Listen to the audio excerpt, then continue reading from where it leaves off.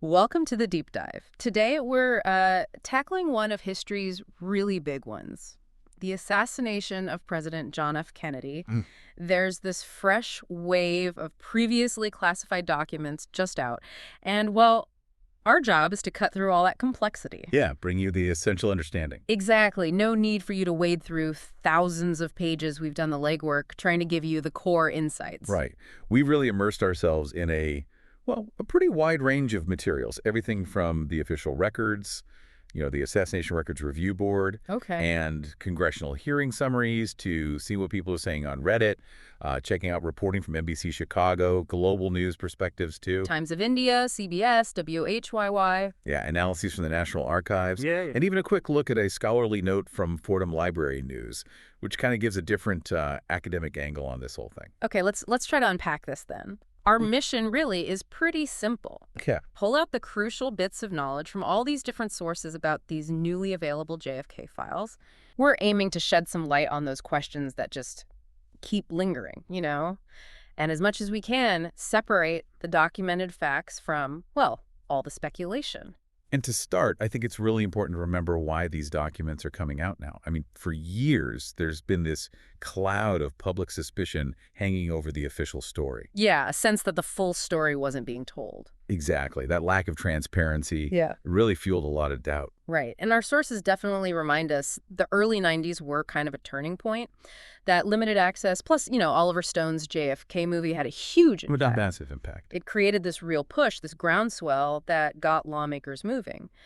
And that led to something pretty significant in 1992, the Assassination Records Review Board, the ARRB. And what made the ARRB so, remarkable was how it was set up. It wasn't just another government committee. No. It was set up as an independent body, citizens with expertise in history, archives, law, Yeah. and critically, they had the actual authority to order declassification. Wow. Yeah, only the president could directly overrule them. So unlike other committees that just, make recommendations, This one had teeth. it really did. They could force agencies to open files unless the president personally stepped in.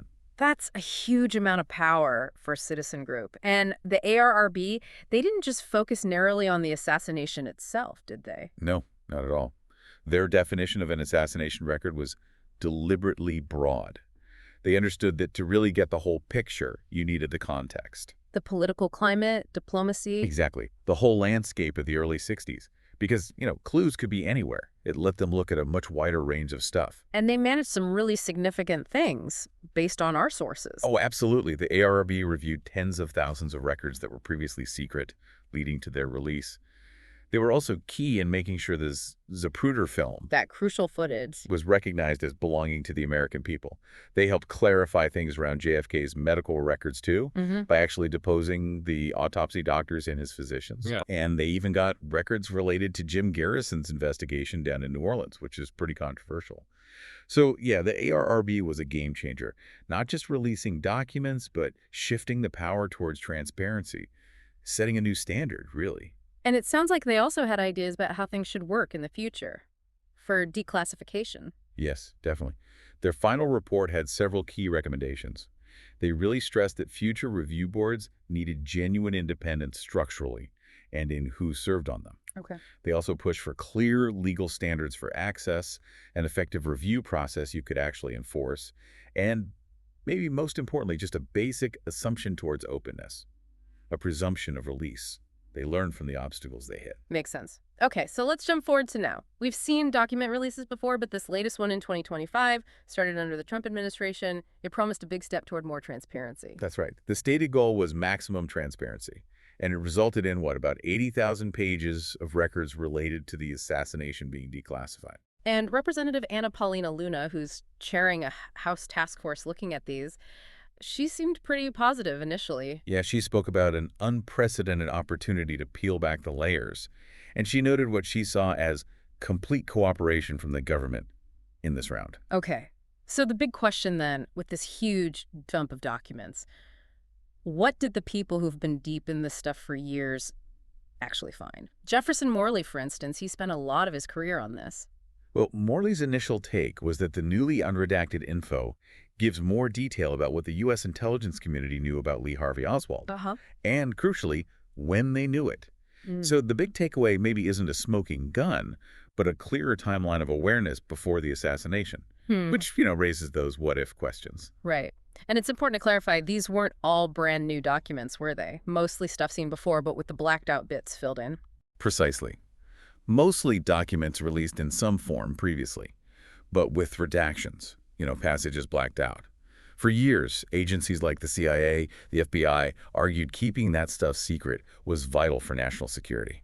And Morley's analysis gives us a sense of scale, how much was hidden. Yeah, he pointed out that around 3,500 documents had redactions before this. Now, about a third of those are fully unveiled in this latest batch. Okay. And a big chunk of that, about 75%, came from the CIA.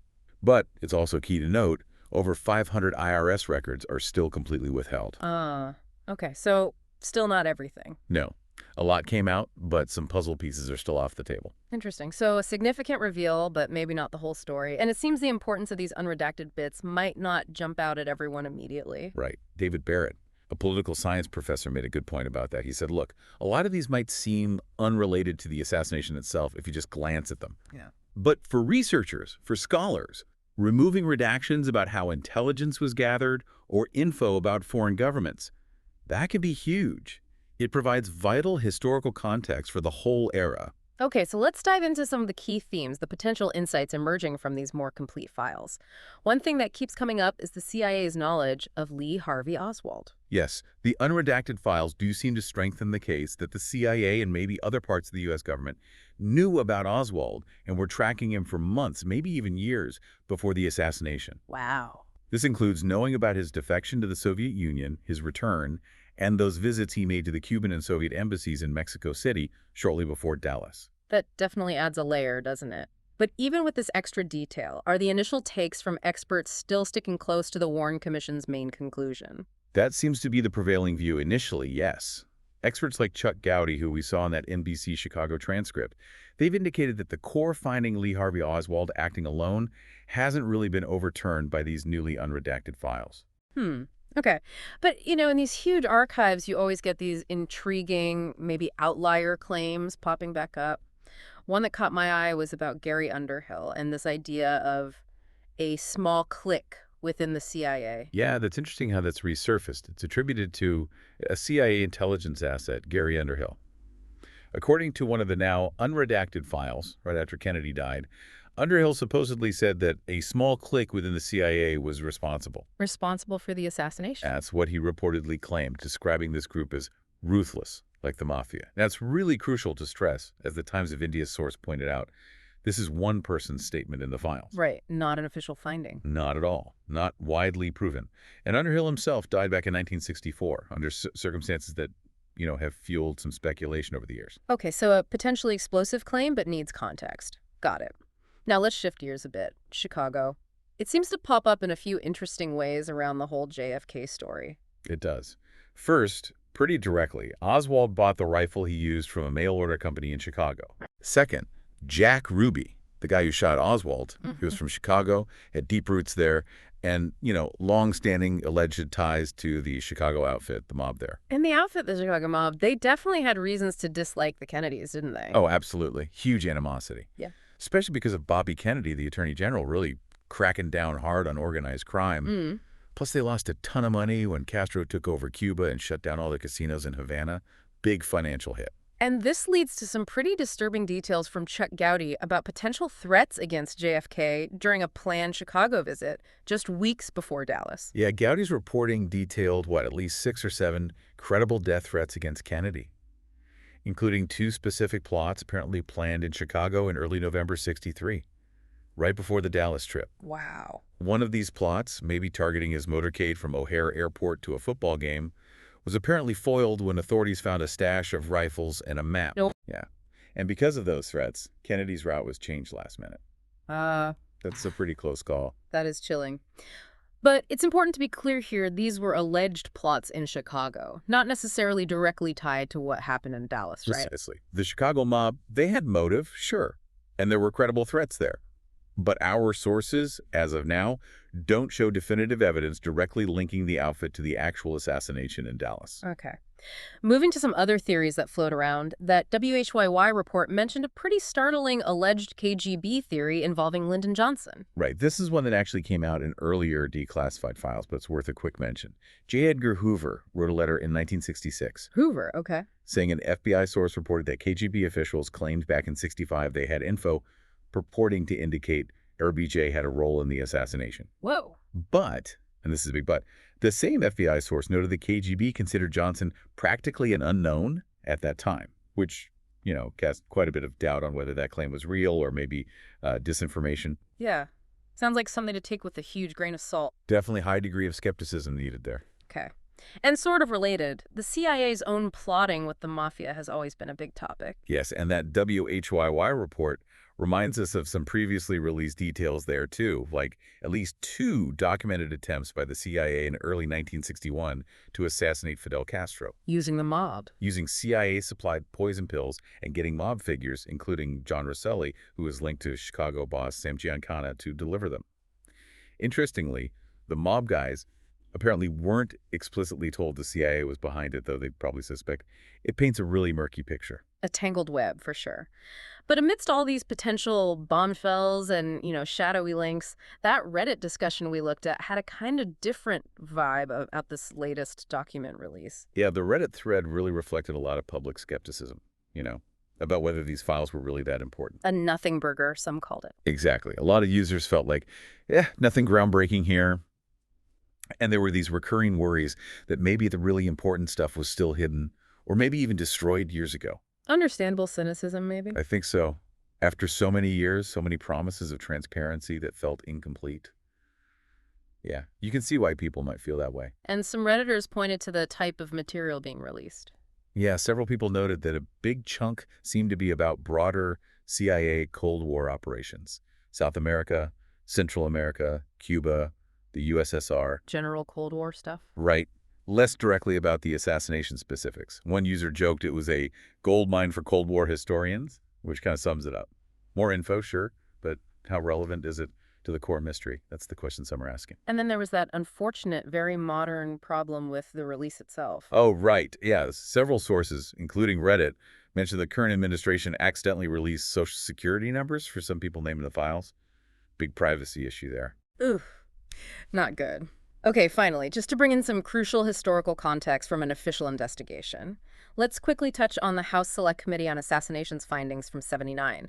The National Archives summary helps here.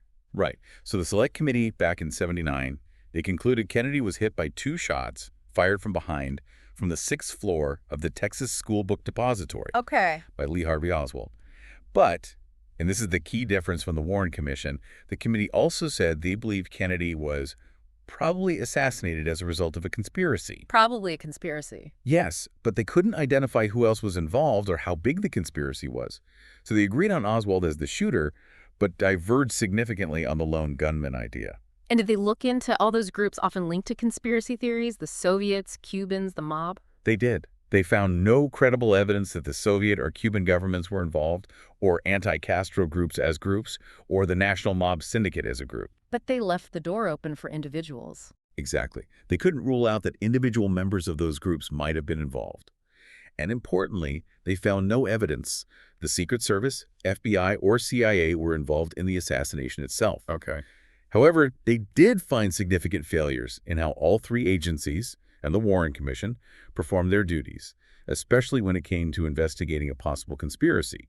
They are quite critical of the initial investigations. So it really is a deeply complex picture, isn't it? Still kind of contradictory in places. It feels like even with this latest release, the big questions, the different interpretations, they're all still very much alive. Absolutely. Yeah. I mean, while these unredacted files give us more detail, especially maybe on what the CIA knew about Oswald beforehand, they haven't fundamentally shifted the main narratives. They haven't delivered that definitive proof of a big conspiracy that some hoped for. The mystery endures. So for you listening, it's worth considering these intricate layers. Think about that constant tension between the public's right to know and government claims of national security, even decades later. And just ponder the challenges, the real difficulties of piecing together history and why some questions just seem to persist. Yeah, and maybe this raises a bigger question for you to think about. Yeah. With all this information now out there, mountains of it really, and still such different interpretations, Yeah.